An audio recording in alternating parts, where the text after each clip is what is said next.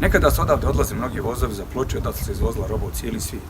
Imali smo oko 1000 velikih kompanija i tada je naš suficit bio oko $500 milijarde. Šta to znači? Znači da je ova zemlja nekada puno više izvozila nego što je uvozila. A gdje smo mi danas u tome? Mi u ovom trenutku 2 milijarde i 800 milijuna više robe uvozimo nego što izvozimo.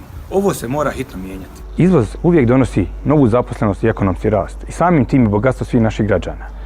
Naš kanton koji trenutno ima preko 800 miliona budžeta i za zadnje 4 godine rastao za 25% taj budžet, nije dovoljno odvajao u ovom pravcu. Ako pogledate ovu pravu liniju našeg izvoza, shvaćate da se naši privrednici jako puno trudili, a država jako malo da oni izvedu. Jer ovakva linija znači da je ovo surađeno samo njihovom zaslugom. Tolika je velika konkurencija u svijetu da naši proizvođači jednostavno više nemaju ni snage ni resursa da promovišu svoju robu.